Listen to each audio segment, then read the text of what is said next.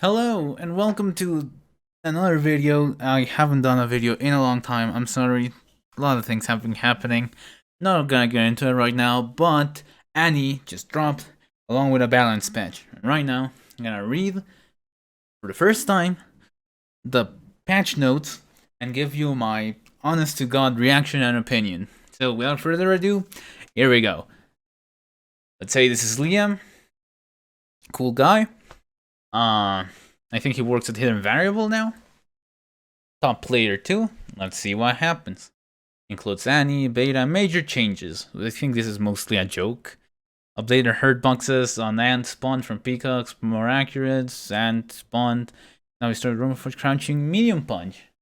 Ionite beam. Okay, I didn't know that didn't work. But Ant spawned from medium kick would vanish before it was fully off camera.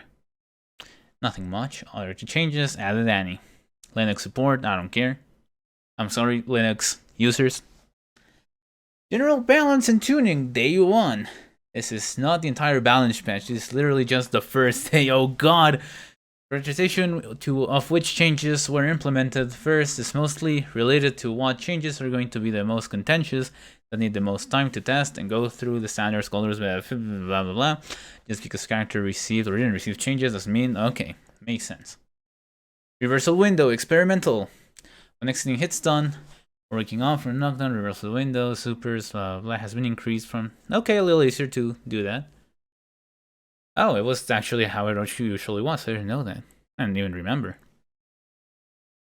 Gain control for total 5 frames. That's nice. It's a little easier to mash out of things now. Heavy normals now have a 3-frame reversal buffer from hit stun and wake up. Medium rolls 2-frame. Okay, so just you can wake up a little bit better mashing. When exiting blockstone or performing a PBGC, I have a video on that if you want. If you don't know what that is. Exiting blockstone or performing a PBGC, the special super buffer has increased from 1 frame to 2 frames. That's nice. A little easier to PBGC. It's a little easier to PBGC for everyone. If you're holding any off direction, the normal will not be buffered. Make jumping buttons out of hit stun or block stun the same as before. Remember, the same frame jump has priority. Okay, I appreciate that. It's easier to PVGCs and it's easier to do that, but you cannot like cheese yourself out of things. So that's nice. Regular, those are basically just what should I call them? Quality of life improvements, VFX, stab hit sparks. I don't know, lightly gay when it hits stun, ground air recovery sparks more pronounced. Okay, that's actually pretty good. Push block with hits on the remaining characters will faintly tint green to point out the PBGC window. I like that. That's quality of life improvement. Yeah, that's nice. Might be a little jarring. They might want to do something else, but it usually is the green tint, so yeah, that's fine. It's a poverty game.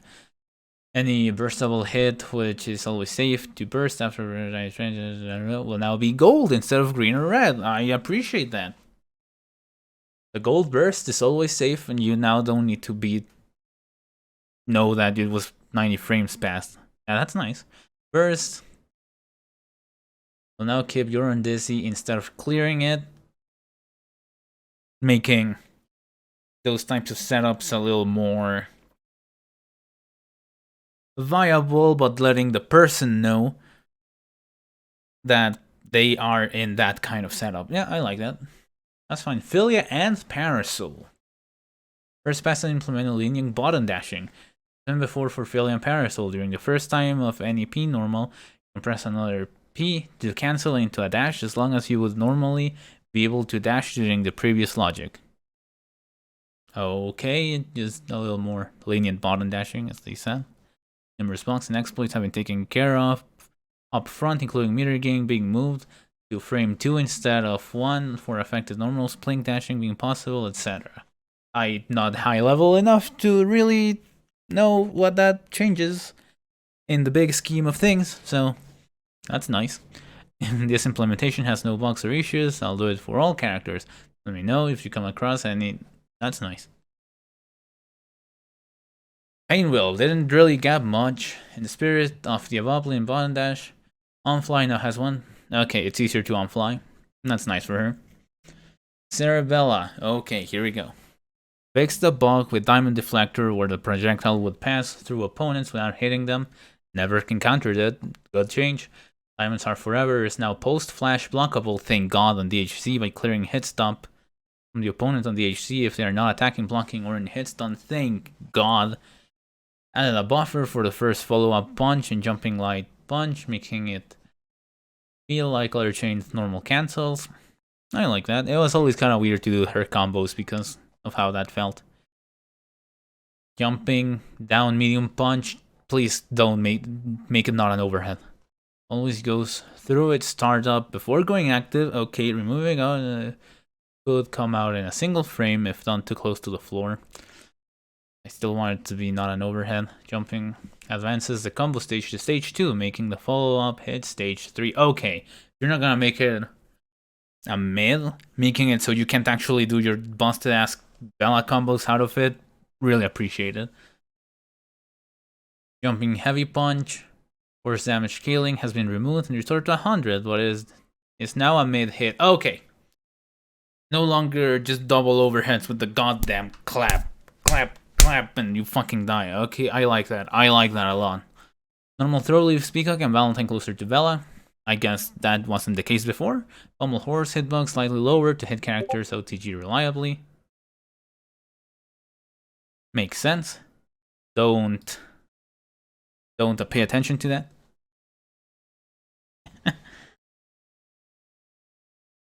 Where was I? No, the previous 2 changes give her universal mid-screen normal throw conversions. Throw Pummel Horse connects on everyone. Quality of life. I like that that's no longer an overhead.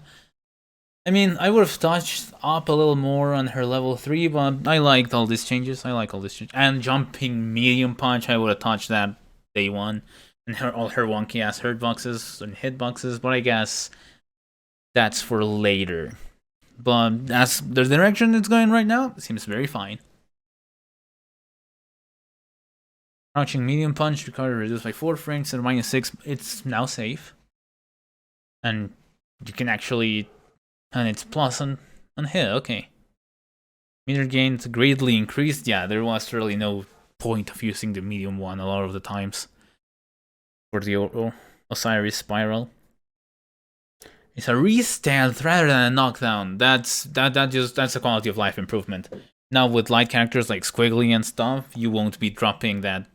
You won't be needing to, oh, they're up, so I can't use the second hit of that. Now you can actually use the second hit of that reliably with everyone. I like that. Sekhmet General. Sekhmet was a little tough. Because when he came out, he was pretty strong, so they nerfed him. And he became a little tough to use. So I'm excited to see what they do with him. Sekhmet and related mechanics have received some big changes. I realize this may come as a shock to some, but this rework is intended to make Sekhmet feel more interesting to play with and against. Yeah, hopefully Sekhmet now feels more like a complete tool in Eliza's kit. Yeah, I agree with all of this. Please approach with an open mind and give it time. Expect further tuning will be required. No, I like this. Sekhmet was always... It was kind of easy to beat Sekhmet a lot of the times. And he was kind of unga bunga. It wasn't really that fun. So... I never really liked using Sekhmet, so any changes that make him more interesting, even if they don't make him as strong in some areas, completely fine with that. I really like where this is going. Sekhmet no longer drains meter over time when attacking. Instead, she drains life over time and loses chunk of health when using attacks. Okay. Okay. Her life drain over time starts small but ramps up the longer Sekhmet is active. Hitting the opponent with any Sekhmet attack resets the drain back to its minimum value. Okay.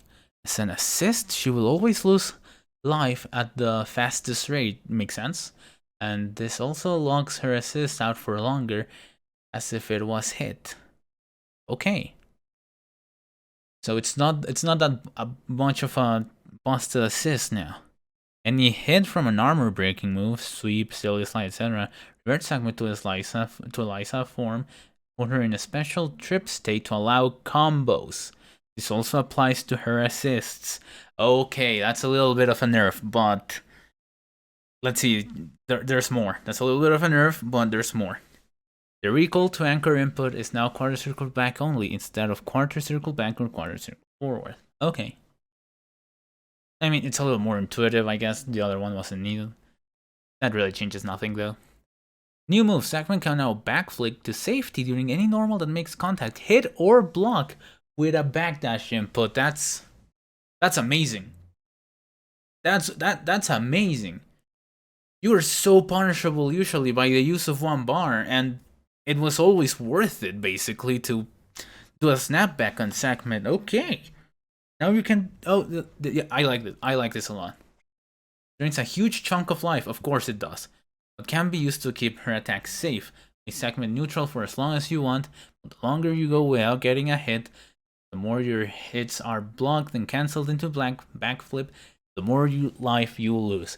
If that's not your style, just using Sackman moves to bait opponents is safer at the cost of health. Yes, I like this. That nerf makes sense with this implementation. I like this. I think losing a little bit of life with the opportunity of gaining it back is way better than just straight up losing meter. I like this change. I do like this change.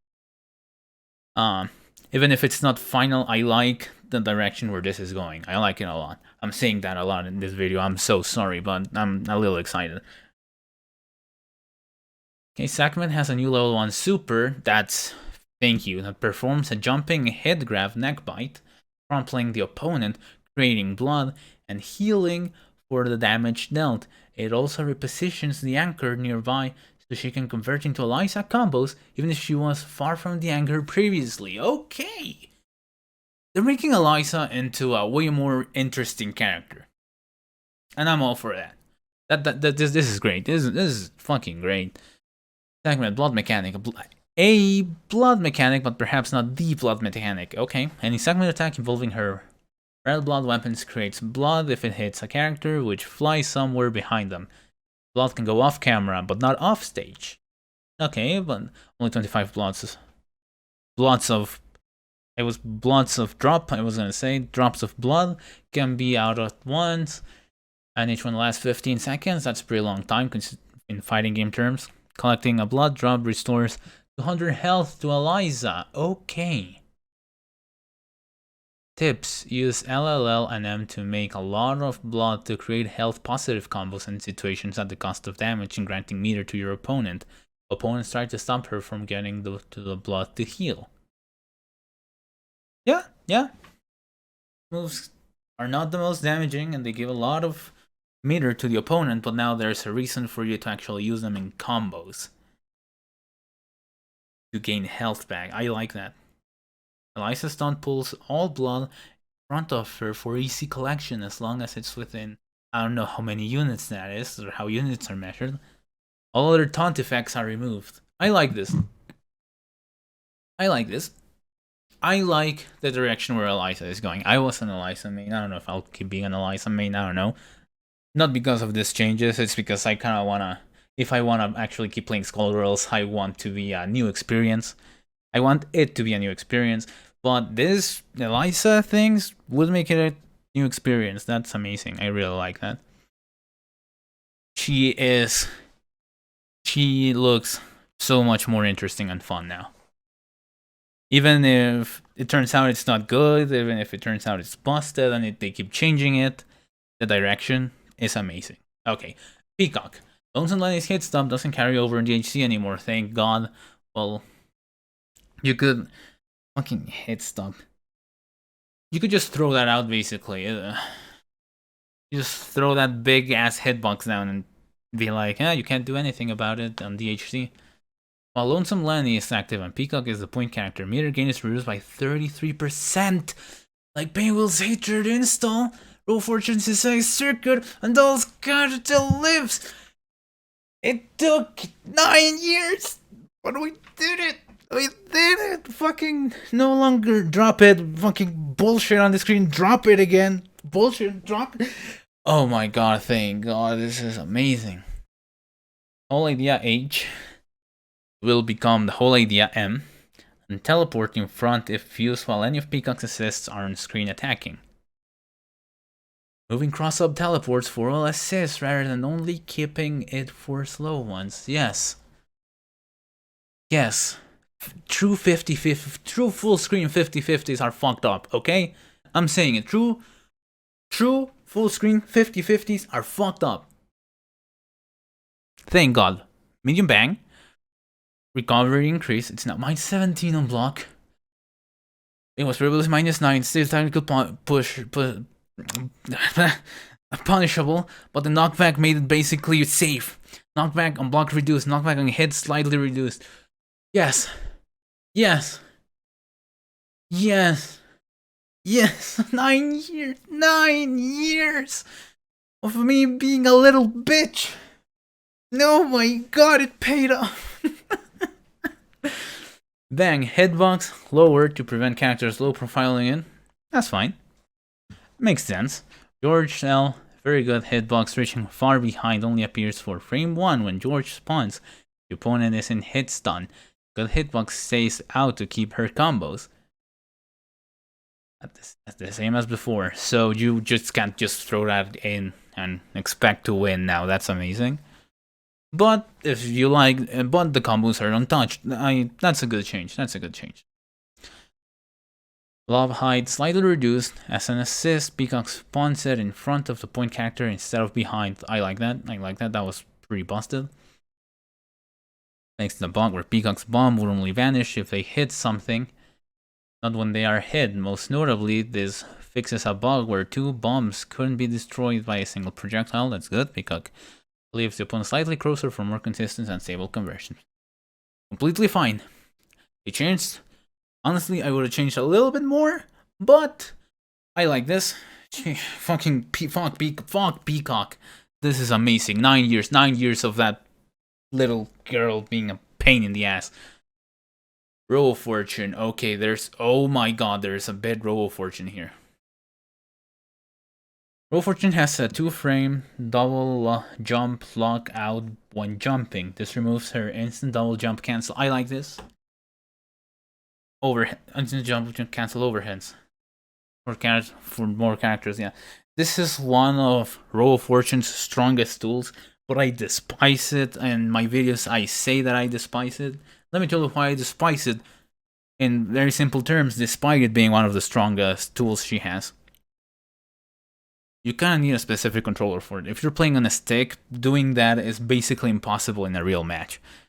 Basically, oh, you want access to one of her strongest tools? Buy a goddamn hitbox. No, I hated that. So even though I do play with a hitbox, I tried not to really use it. Although the temptation was too big because it's a strong tool. But I'm glad it's out.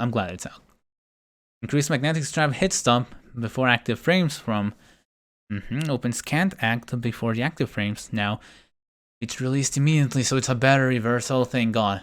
Thank God it's a better reversal. Usually people could just mash out their fucking super and just kill you if they jumped in. I like that. I like that. That's a better anti-air. Danger M will stagger when used outside of a chain.